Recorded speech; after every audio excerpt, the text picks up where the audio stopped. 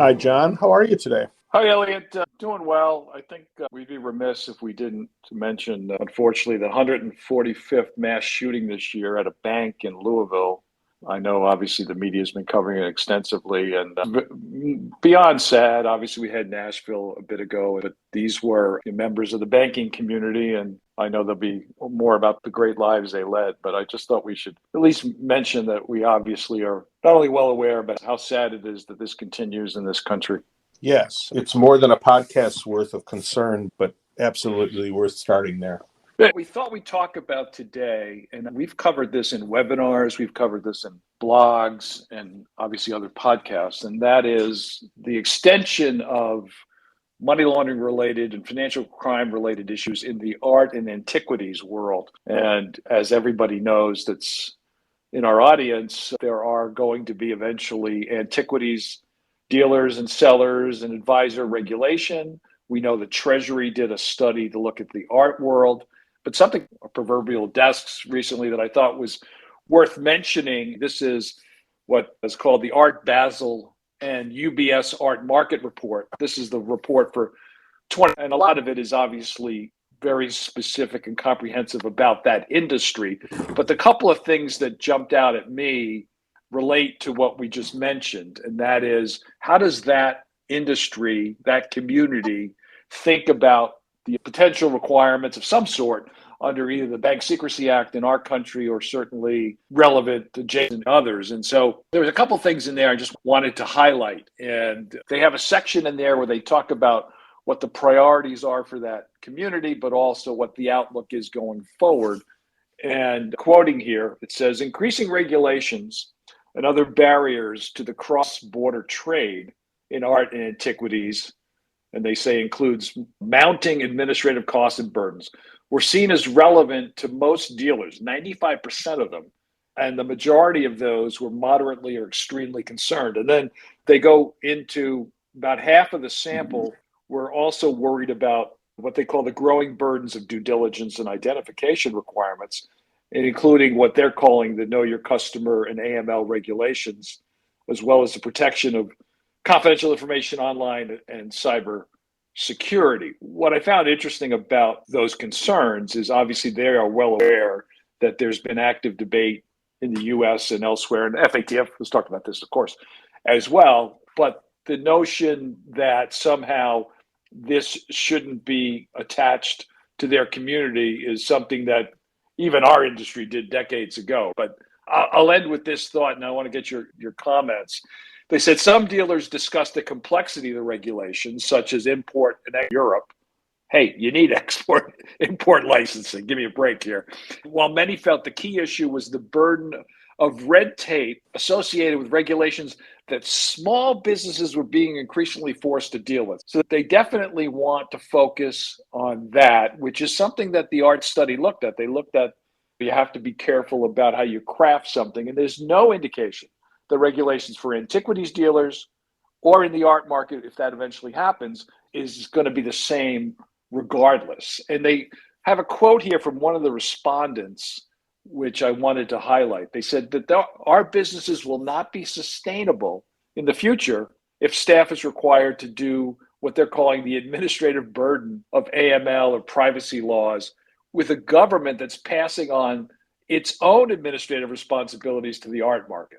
I take major umbrage with that statement because obviously the art market is close to sellers and buyers than the government. So I find that interesting that they're saying it's not our responsibility.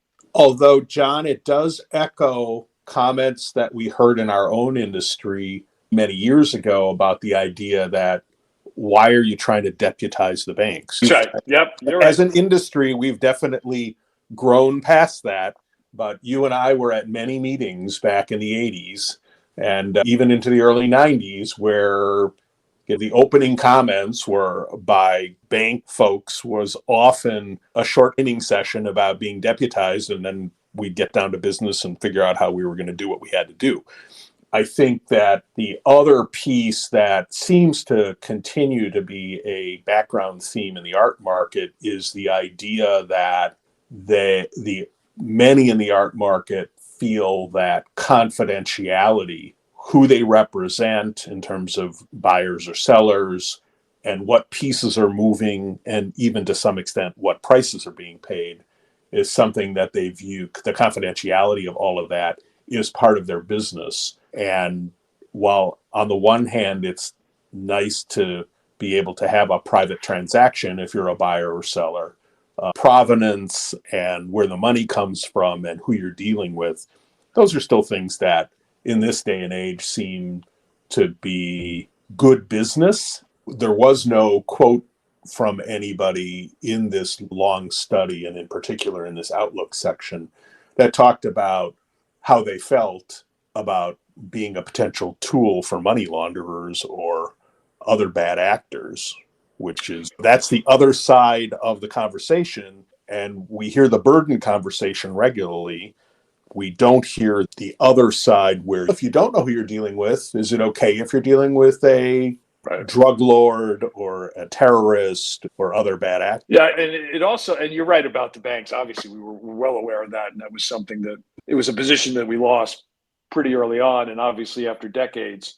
I'm not saying we have embraced it, but certainly compliance professionals know what their roles are. A couple things in the study that also jumped out at me is they referenced the art study by the Treasury, but I don't think they were adscription. They say that in January 2022, the Treasury considered to what extent further rules might be required. That's true. They said it found little evidence of money laundering or other related activities in the art market, just suggesting that some are more vulnerable than others. That's actually not true. They found evidence of it, they've had examples of it, but they said it was not going to be a priority.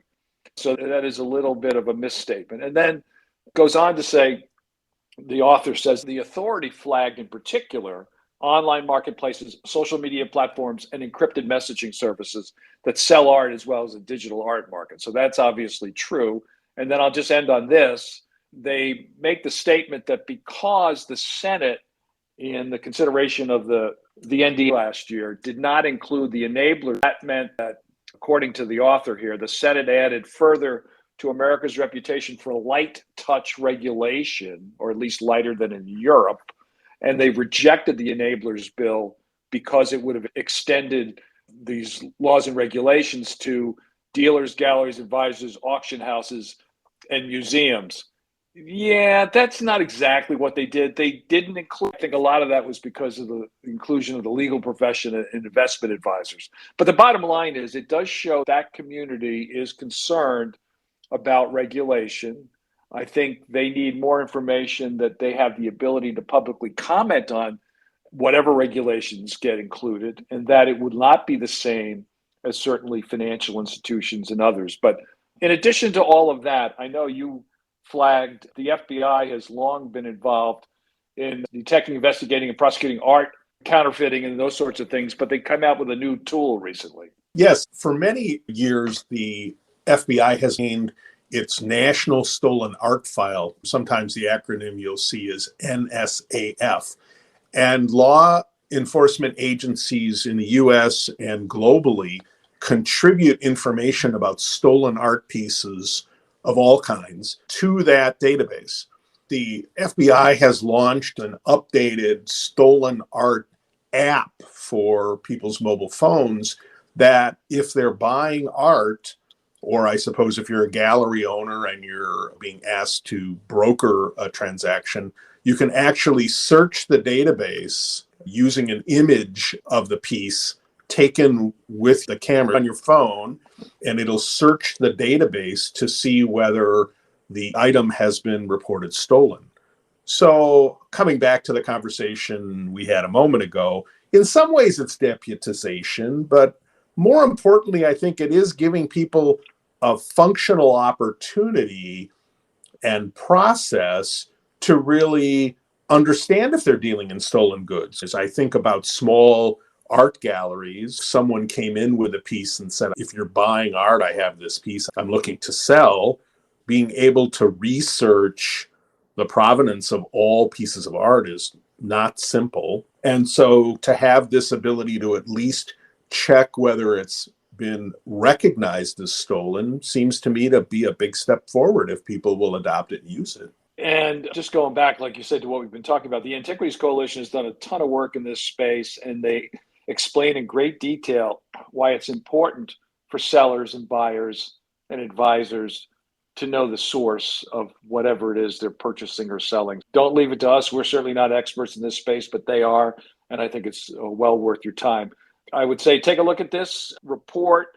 Like I say, it's very specific to that industry, as you would expect, but there are some interesting examples in there of the survey respondents' concerns and priorities going forward. We, the AML community, will eventually have to get up to speed on these issues if we're not already. And so looking at source material like this, I think, is valuable. Yes. So a couple other quick things. John, I'll let you do the plug for AMLPF.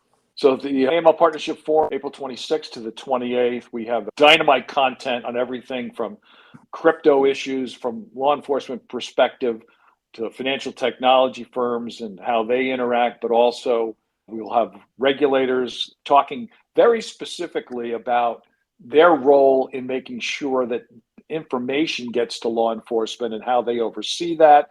We have a keynote from Catherine Chen, the president and CEO of Polaris. My good friend Tom, prolific author and banking law expert, is going to be talking about a number of topics. And we're going to be giving out awards, private and public sector awards. It's not too late to sign up. It's DC if you're local. If you're not, there's still obviously seats available. So go to our website and take a look at amlpf.com, and the agenda is there with all the great content.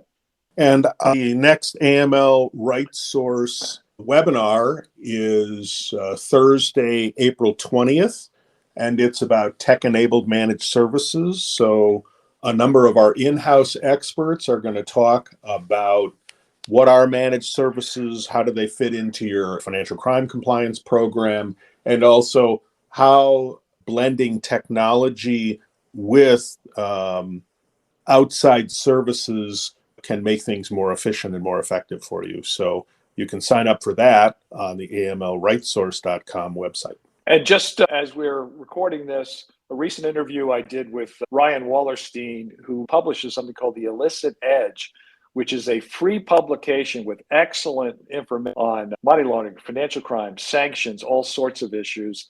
Sat down and chatted about that and his career to becoming publisher. He got time at the Treasury Department. He talks a bit about that. So that's also available on our website, and you'll see it on LinkedIn as well.